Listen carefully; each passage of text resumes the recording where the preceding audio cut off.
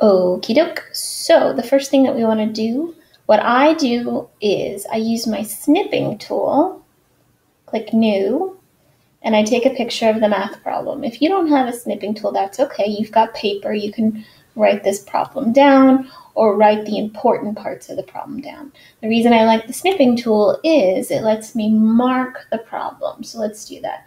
Mitchell has half of a pound of birdseed left to share equally among 3 birds' cages. In his pet shop, how many pounds can he put in each bird's cage? Okay, so let's go edit, copy, and let's do this in Paint. Then we have room to write. Paste. There we go. So sometimes I draw a picture so I understand what I'm talking about. Half of a pound of birdseed and 3 bird cages. 2, 3 bird cages. So we are, I think it looks like we would be dividing some here, some there, some there. So I think the math problem is division. 1/2 divided by 3. Okay, and remember from the video that division is the same thing as multiplying by the reciprocal. And this one's kind of hard to know what the reciprocal is. I know the reciprocal of, 3/2, you just flip that fraction upside down, put the 2 on top as the numerator, and the 3 on bottom as the denominator. Bam, you got the reciprocal. This one's a little tricky. So let me tell you, most whole numbers, like 3 whole cages, technically have a denominator hiding there that you don't know about. It's a secret 1 that no one tells you about, but I'm telling you about it now. So now it's going to make it easier to flip this guy upside down and make it the reciprocal. So put the 1 on top and the 3 on the bottom. Now you have 1/3. That's the reciprocal of 3 whole bags, or 3 whole cages. So now let's bring that 1/2 down here. And remember, division is the same thing as multiplying by the reciprocal. And I really like multiplying fractions because it's so stinking easy. 1 times 1, multiply the numerators. 2 times 3, multiply the denominators. And each bird gets 1/6 of the bag. So let's try it here. 1/6. Hooray! We got it! Yay! Let's do the next one. All right, let's get my snipping tool. Remember, you don't need a snipping tool. You can just do this on paper and write down the important parts. But if you have one, you could use it too. Take a picture. Now let's underline the important parts. A tailor cut 1/2 inch off of a skirt and 1/4 of an inch off of a pair of pants.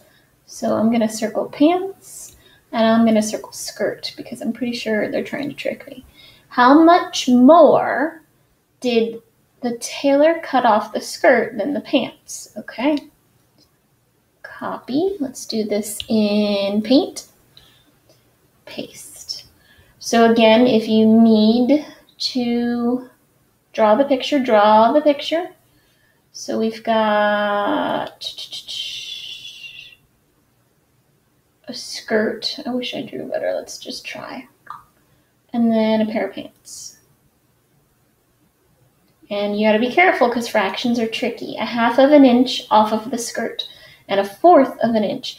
4 is a bigger number, but when it's in a fraction and it's in the denominator, it's actually a smaller number. So he cut 1/4 of an inch off of the pants and 1/2 of an inch off of the skirt. So now what you're trying to figure out is how much extra got cut off of this, the bigger number, compared to this. So it turns into a subtraction problem, if I'm not mistaken, because you're comparing the two. It's the same as if I say, my pants are 10 inches long and your pants are only 8 inches long. How much bigger are my pants than your pants? Well, you would take my pants, 10 inches, and subtract it from your pants, 8 inches, to get the answer of 2 inches. My pants are 2 inches longer than yours. It's the same idea as what we're doing right here. So 1/2 is the big number, minus 1/4, which is the little number. And if you think back to this lesson about changing the denominators, we have to make these the same denominators. I could just change the 2 to a 4, and then it would become a math problem I could do. I don't have to change this 4. So 1/2, and I want the denominator to have a 4 in the bottom. So I'm going to multiply by the fraction 2 over 2. Put a little dot. Or you could go like this. Because if I do that, I'm going to write the answer down here. 1 times 2 is 2. Write it down. 2 times 2 is 4. Now we have a math problem that we can do. Remember, 2/4 is the same thing as saying 1/2. Watch. We could change this and divide it into fourths. And if I color in 2/4, color in this piece, color in this piece. Wait a second.